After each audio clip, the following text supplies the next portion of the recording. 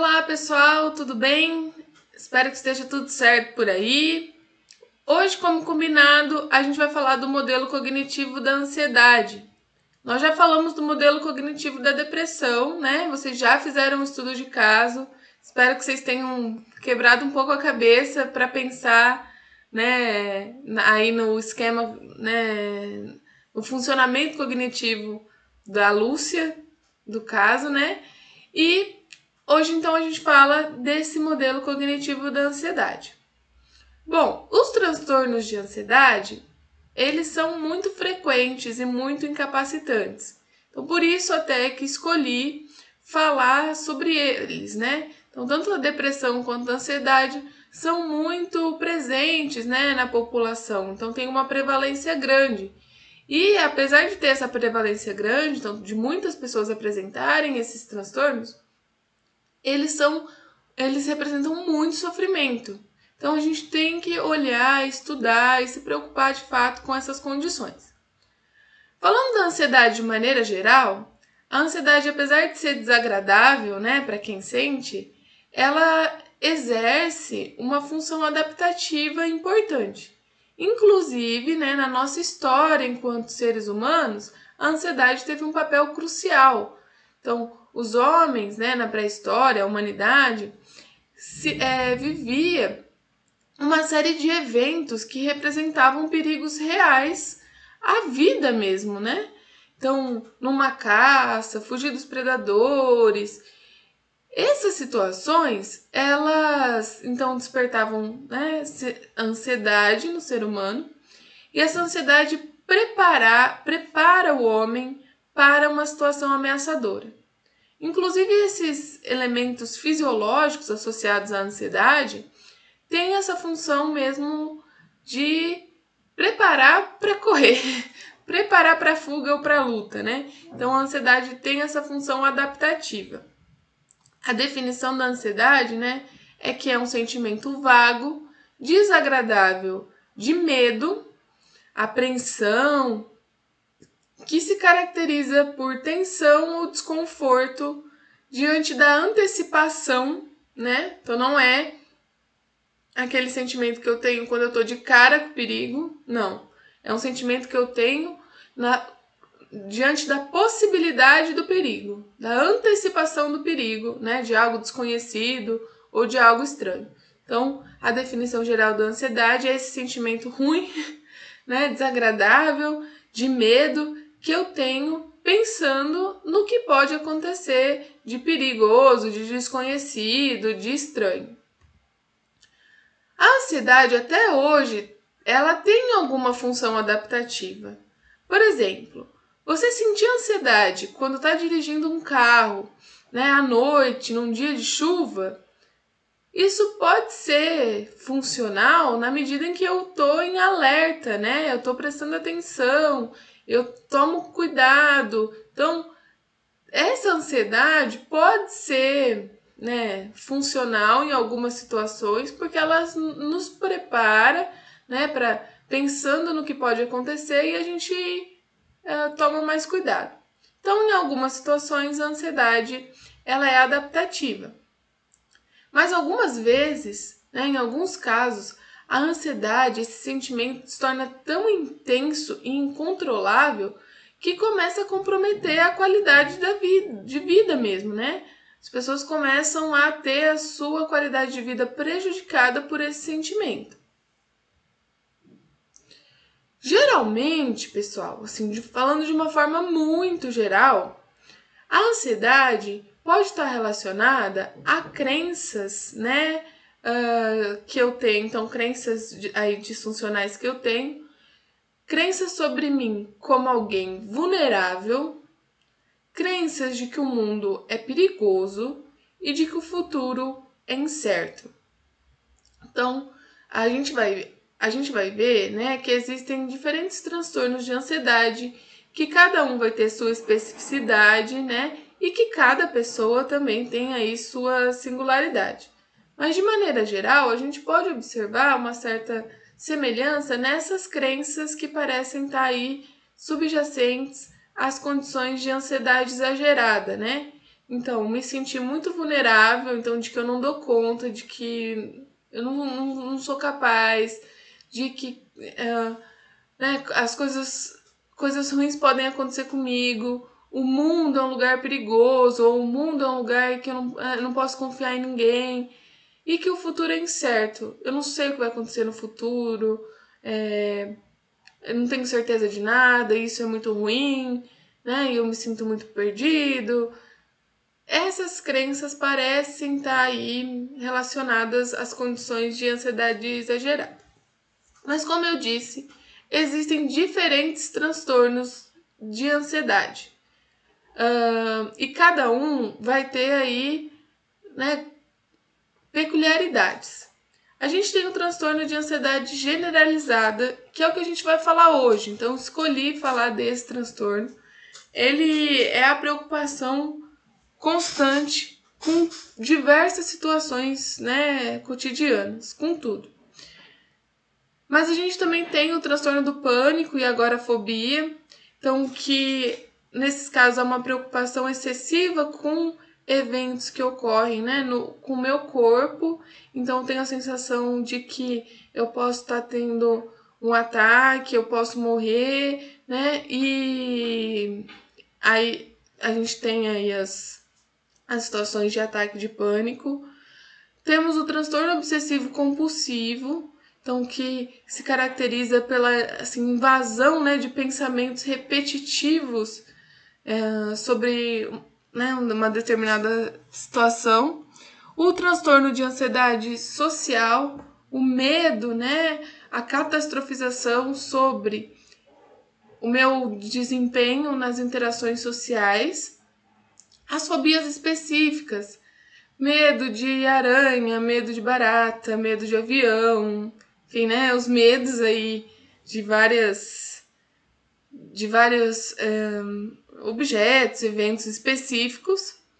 E também tem o transtorno de estresse pós-traumático. Então, depois que eu vivo uma situação, né, muito intensa afetivamente, traumática, eu posso ter episódios de ansiedade relacionados a esta situação. Gente, existem muitos transtornos, né, de ansiedade, manifestações desses transtornos de ansiedade. Vocês vão ver esses transtornos, a definição, o diagnóstico em outras disciplinas. Então, por isso eu só quis que vocês, por enquanto, entendessem que quando a gente fala de ansiedade, a gente pode estar falando de coisas muito diferentes, tá? E que agora eu vou falar especificamente do transtorno de ansiedade generalizada. É difícil até fazer essa distinção, né, das diferentes expressões de ansiedade, porque, por exemplo, um paciente pode te dizer que tem medo de avião.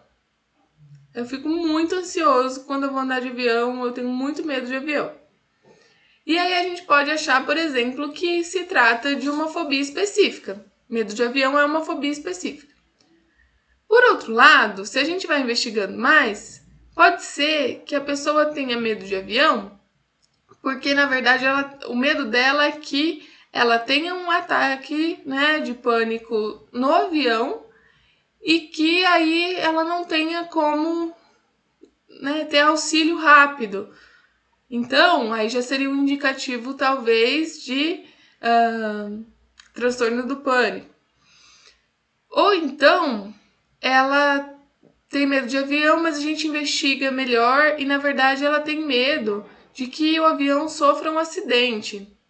E aí você vai ver que talvez isso se repita para várias situações da vida da pessoa.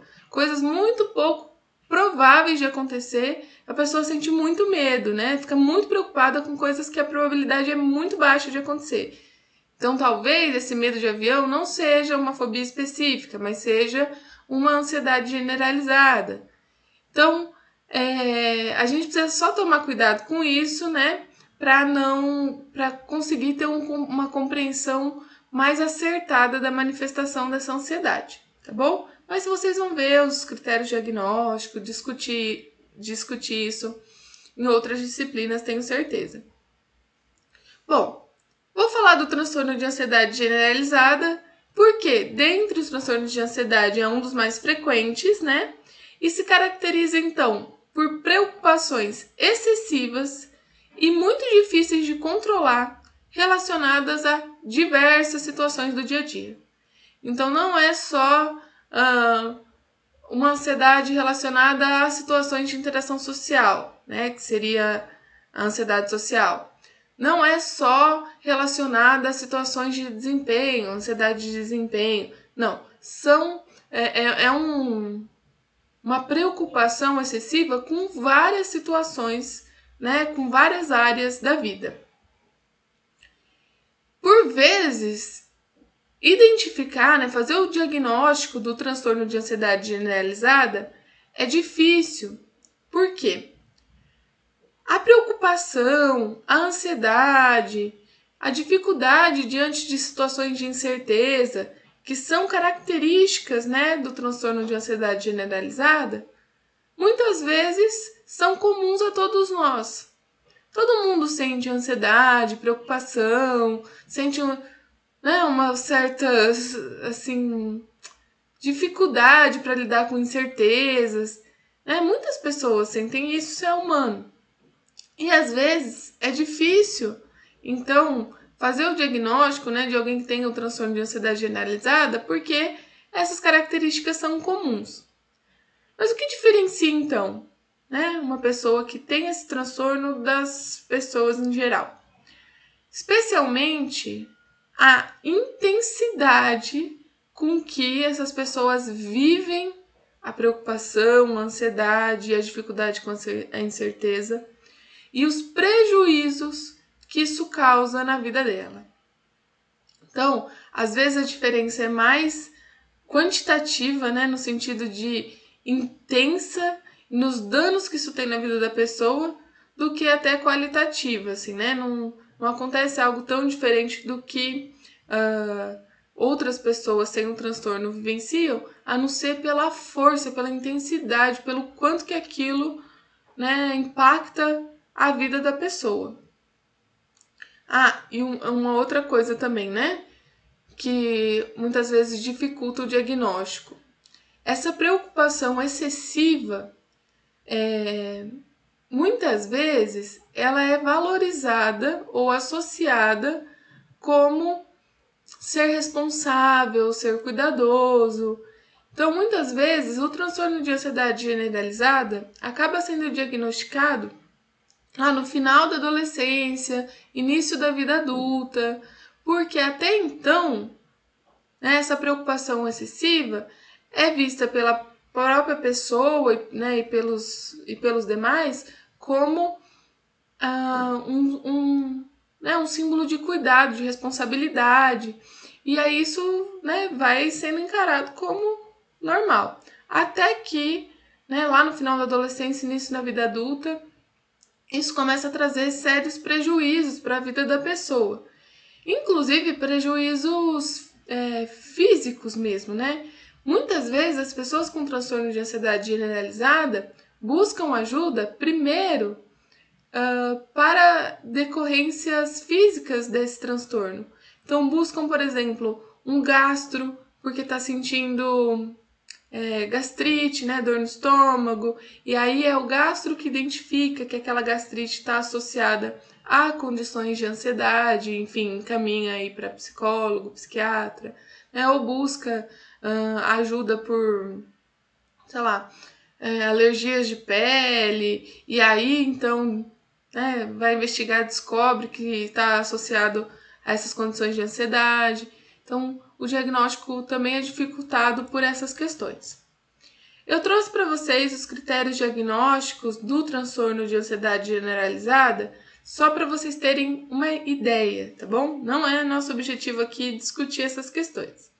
Mas, então, ele se caracterizaria, né, por ansiedade e preocupação excessiva ocorrendo na maioria dos dias por pelo menos 6 meses, né? E relacionados a inúmeros eventos e atividades. Então, não é só a um evento ou outro, né? Eu me sinto assim no trabalho, na escola, com os meus relacionamentos, tá bom? É uma preocupação difícil de controlar e ela pode estar associada a 3 ou mais dos seguintes sintomas, né?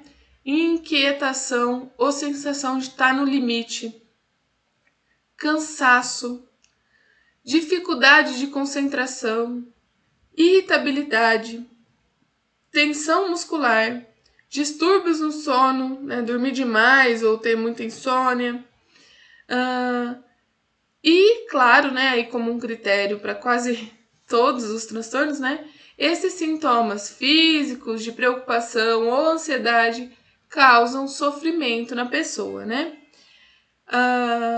E aí é importante dizer que, para critério diagnóstico, o transtorno não pode ser atribuído a uma condição médica, né, geral. Então, tem que descartar possíveis condições médicas que possam estar, né, promovendo aí esses sintomas, ou uso de alguma substância que também pode estar impactando isso, e outros transtornos mentais. Então, depois vocês vão ver, mas para a gente fazer o diagnóstico, a gente tem que ir excluindo todas as possibilidades para ter certeza de que a gente está falando mesmo do transtorno de ansiedade generalizada.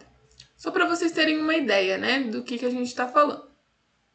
Bom, como a TCC entende esse transtorno? Primeiro, que a TCC considera as teorias biológicas, né, presentes aí na explicação da ansiedade. Então, tem vários estudos mostrando que alguns indivíduos, eles possuem condições genéticas, neurofisiológicas, de temperamento, né, condições mais inatas, assim, biológicas mesmo, que elas vão gerar uma maior vulnerabilidade para que aquele indivíduo tenha respostas ansiosas diante de uma ameaça ou de uma adversidade da vida. Quando eu digo que características biológicas aumentam a vulnerabilidade, eu não quero dizer que elas são causas, mas é como se algumas pessoas estivessem mais vulneráveis a desenvolver esquemas cognitivos relacionados à ansiedade, né, e outras pessoas que estão menos vulneráveis. Mas não é uma relação de causa e efeito. Assim como, falei na outra aula, repito, né, as crenças disfuncionais não são causa da depressão ou causa da ansiedade. Né? A gente está falando de coisas tão complexas, então evitem colocar as coisas dessa maneira causal, né? Então, olha, a gente está vendo, existem componentes biológicos no sentido de que algumas pessoas são mais vulneráveis a desenvolver esse tipo de transtorno, né? Então, a gente evita falar em causas diretas das coisas na psicologia, no geral. Bom, e aí, pensando nas teorias específicas, né, do modelo cognitivo comportamental, vários pesquisadores, então, se questionaram por que as pessoas se preocupam tanto? Por que algumas pessoas ficam preocupadas com situações que acontecem no trabalho, com situações que acontecem na escola, com situações que acontecem na vida cotidiana? Porque algumas pessoas vivenciam uma situação do tipo, meu amigo não me cumprimentou na rua. E pensam, tudo bem, seguem a vida, né? E outras pessoas, né, veem que o amigo não a cumprimentou na rua e ficam o dia todo pensando, mas o que será que eu fiz? Será que eu tava com algum problema na minha roupa, por isso que ele não quis me cumprimentar? Será que... E se? Será que... Né? E fica o dia todo, às vezes 2 dias pensando naquilo, uma situação que para outras pessoas não gerou preocupação nenhuma. Então, muitos pesquisadores fizeram essa pergunta ao longo do tempo. Por que algumas pessoas se preocupam tanto? E aí eles chegaram, especialmente um grupo de pesquisadores no Canadá, desenvolveu um modelo que busca esclarecer os mecanismos que estão envolvidos nessa preocupação exagerada, né, da ansiedade. Eles chegaram em alguns elementos, né, que eu vou explicar elemento por elemento aqui para vocês, que parecem estar envolvidos nesse transtorno da ansiedade generalizada. uma característica que eles encontraram, então um elemento presente nesse transtorno, a intolerância à incerteza. Então, os indivíduos, né, que apresentam transtorno de ansiedade generalizada, é como se eles tivessem uma tendência a interpretar situações de incerteza como horríveis.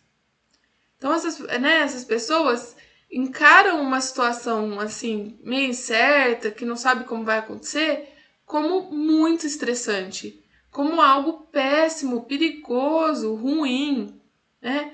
Reparem que nem todas as pessoas fazem essa leitura, né? Algumas pessoas veem a situação de incerteza e conseguem pensar: não é o ideal, mas tá tudo bem, eu vou, né, tenho várias possibilidades. Outras pessoas têm essa intolerância com a incerteza. Então é algo muito ruim. Eu não saber o que vai acontecer me deixa muito mal, né? Eu fico muito horrível. Então essas pessoas, elas acreditam que a incerteza impede uma pessoa de viver bem. Eu só vivo bem se eu vivo com certezas do que vai acontecer. Então, elas consideram terrível estar incerto sobre o futuro, não saber o que vai acontecer, e elas fazem de tudo para evitar vivenciar essas situações de incerteza. Aí, o que acontece? Quando a gente tem muito medo dessa situação de incerteza, né? Quando a gente vive uma situação de incerteza, entendendo aquela situação como algo muito sério, é bastante comum que a gente comece a pensar todas as consequências possíveis para essa situação. Então, eu estou vivendo uma situação de incerteza. Eu acho isso muito ruim, né? Eu acho que eu não posso ser feliz vivendo essa situação de incerteza. Então, eu começo a pensar tudo o que pode acontecer nessa situação. Aí começam os pensamentos: e se? E se acontecer isso? E se eu for mandado embora? E se, quando eu for mandado embora, o meu chefe gritar comigo? E se eu não conseguir um outro emprego? E aí, esses pensamentos, né, sobre as consequências dessas situações incertas geram um alto nível de preocupação. Por isso que um dos elementos, então, relacionados a essa preocupação excessiva é a intolerância à incerteza. Outro elemento é a própria preocupação, né? Então, a preocupação está presente aí, muito presente, nas pessoas que têm transtorno de ansiedade generalizada. Então, a preocupação nesse caso, tem duas palavras aqui difíceis, mas para dizer algo bastante simples, né? A preocupação, no caso da ansiedade, ela é egocintônica. Tem um acento errado ali. A preocupação egocintônica é diferente, ela é assim própria da consciência do sujeito. É diferente, por exemplo, de pensamentos que são intrusivos, que vêm de fora. Tipo, a gente não quer, mas eles continuam aparecendo, né? Imagens repetitivas. Não. Nesse caso aqui, a preocupação, ela é desejada pelo indivíduo, né? Então, ela acontece num processo que está em confluência com aquilo que o sujeito deseja. Diferente de outras situações em que a gente tem pensamentos intrusivos. Do tipo, eu estou tentando fazer outra coisa, né? E sem que eu perceba, me vem pensamentos que ficam martelando ali na minha cabeça, eu não quero. Enfim, não. A preocupação, não. A preocupação, ela está em sintonia com o sujeito. Ela está em sintonia com o ego. Eu me preocupo de fato por inteiro, né? Não é um pensamento que está ali martelando, não. É uma preocupação genuína que está em confluência com o que eu estou querendo. A preocupação no caso da ansiedade, ela também é diferente da ruminação presente na depressão. Na ruminação da depressão, eu fico pensando muito sobre o passado, sobre eventos que aconteceram no passado, né? Coisas que foram desagradáveis para mim no passado. A preocupação, não. Primeiro que ela tem um conteúdo mais verbal do que a ruminação lá da depressão. Na depressão, a gente tem imagens, né? Imagens de situações difíceis que aconteceram, enfim. Na ansiedade, a preocupação é mais verbal, ela é uma conversa, né? Uma conversa na sua cabeça, uma conversa com você mesmo, que não tem muita imagem, é argumentação, palavra. E ela é, assim, tem uma característica mais de pensar na ação. O que eu vou fazer? Como é que eu vou resolver isso? Se acontecer isso, como é que vai ser? E orientada para o futuro, para o que vai acontecer. Então, é uma preocupação verbal, é uma preocupação orientada para o futuro e orientada para a ação. O que eu vou fazer? Como é que eu vou resolver isso?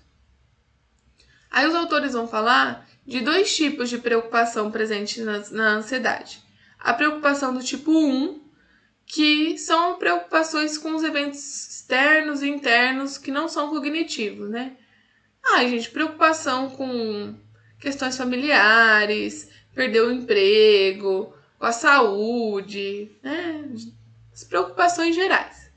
E eles vão falar de um segundo tipo de preocupação, que é quando eu começo a me preocupar com o fato de estar me preocupando demais. Né? É quando eu faço uma avaliação negativa sobre o próprio ato de me preocupar.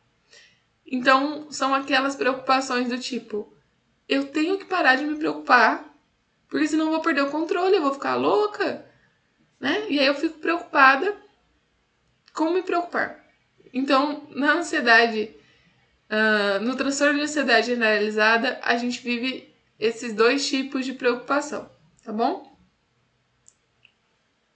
Outra coisa, né, presente aí nos transtornos no transtorno de ansiedade generalizada são as crenças distorcidas, né, sobre a preocupação. Então, geralmente, a pessoa que apresenta esse transtorno e se preocupa demais, ela tem crenças positivas sobre o fato de se preocupar. Então, ela pensa, olha, eu me preocupar agora me ajuda a evitar surpresas desagradáveis. Se eu penso em tudo de ruim que pode acontecer, então eu evito surpresas desagradáveis. A preocupação me ajuda a encontrar soluções para os problemas. Eu penso em tudo, eu consigo já, né, antever o que vai acontecer. Preocupando-me, eu evito que coisas ruins aconteçam. A preocupação é um sinal de que eu sou uma pessoa responsável e cuidadosa.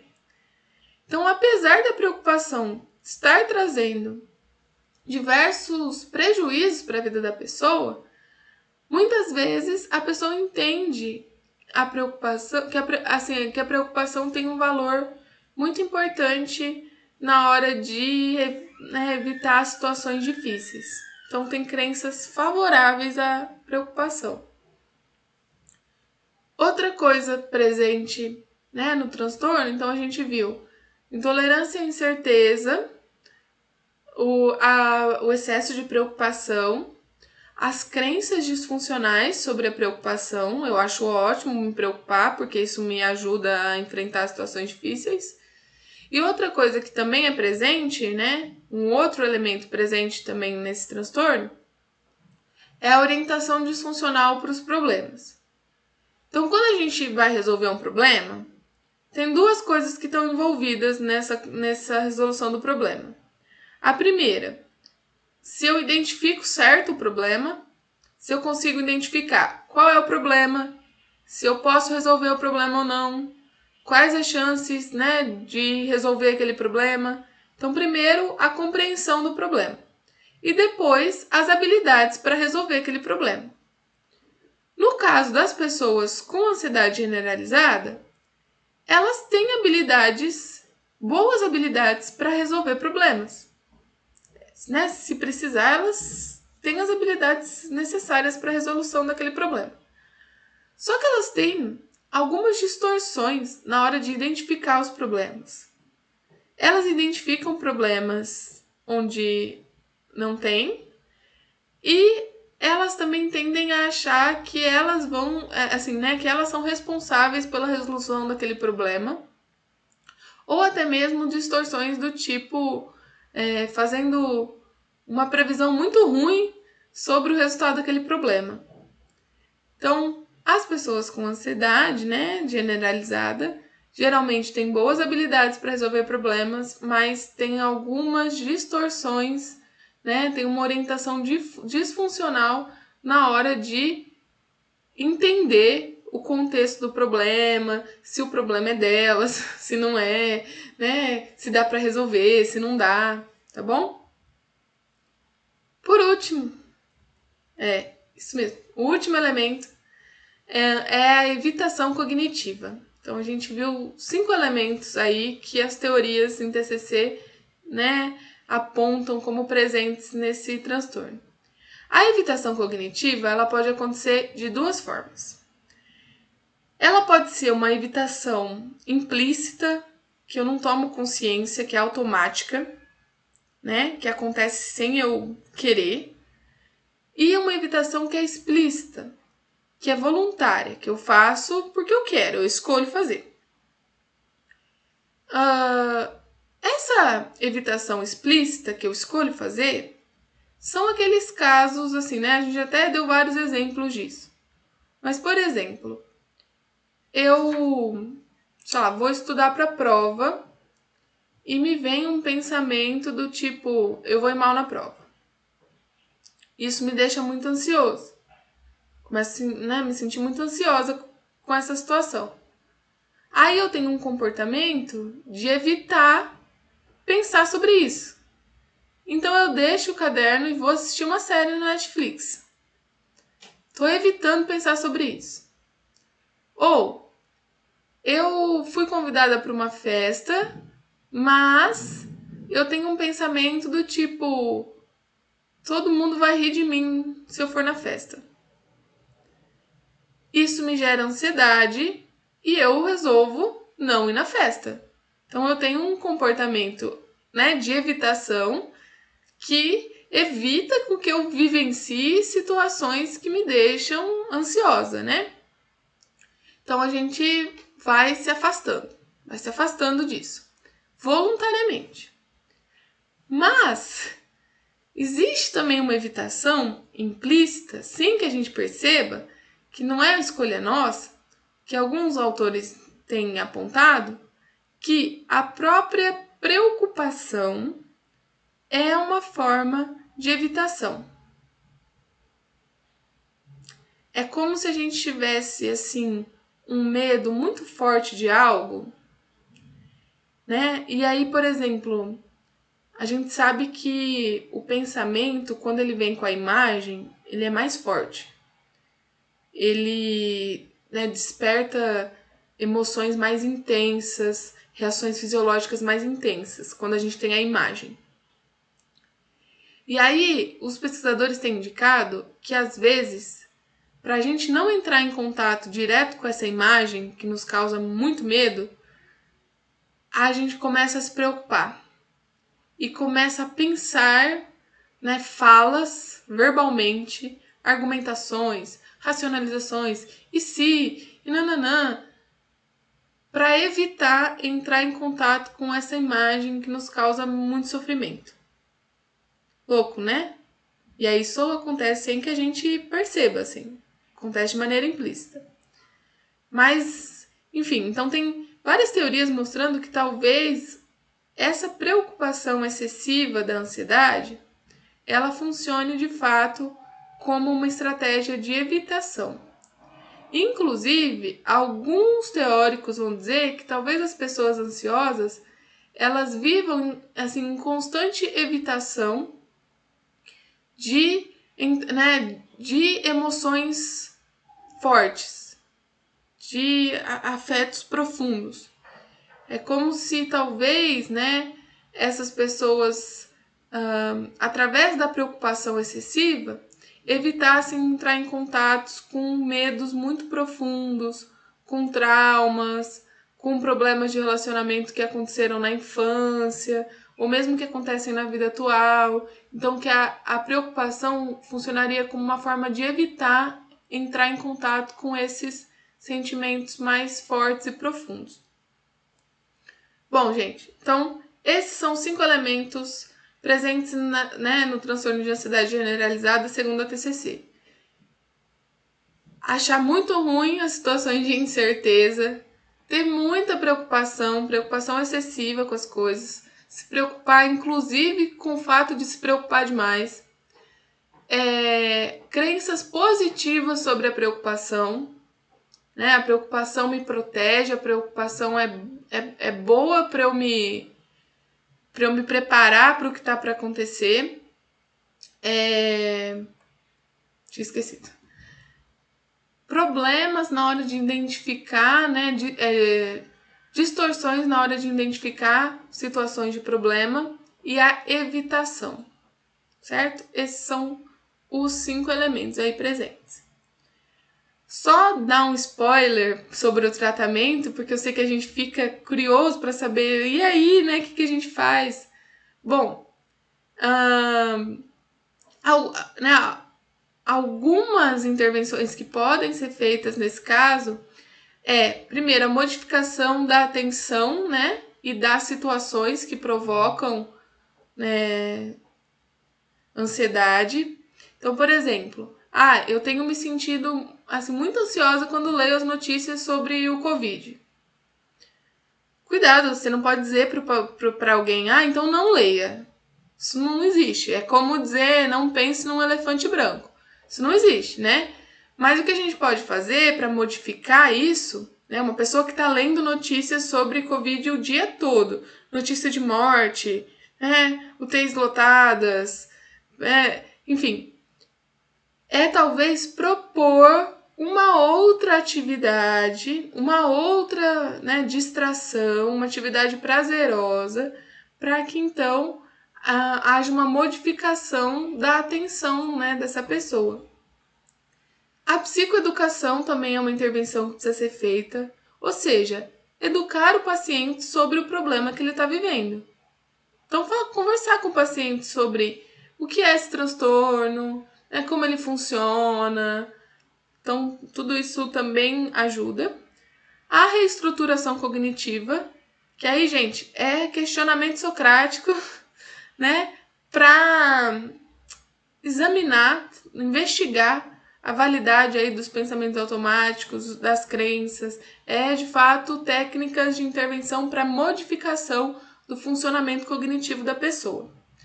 Meditação e relaxamento também ajudam muito, mas assim, gente, muito mesmo. Muito. Tem estudos que mostram aí alguns programas, né, de meditação e relaxamento tão eficazes quanto a psicoterapia, ou tão eficazes quanto a medicação para ansiedade, né? Enfim, tem várias explicações para isso, né? Uma delas é que quando você, então, através da meditação, consegue focar no presente, você dá um freio, né, nessas preocupações aí constantes com o futuro, e uma coisa vai levando a outra. Como lá no esqueminha, vocês viram que a gente entende todos os elementos interligados, vocês viram, né, na imagem. Então, quando eu modifico ali um desses elementos através da meditação, mesmo quando eu não trabalho diretamente com a cognição, eu modifico esse esquema de funcionamento. E também a exposição e a aceitação. Bom, se a evitação é próprio da ansiedade, uma intervenção possível é, na verdade, colocar essa pessoa, né, em contato com esses sentimentos que ela está buscando evitar e aceitar esses sentimentos, né? Deixar vir, e deixar ir. Enfim, tem técnicas super sofisticadas para isso, que não convém falar agora, porque acho que a aula já está gigante. Mas espero que vocês tenham gostado, né? A gente se fala no horário da aula. Um beijão!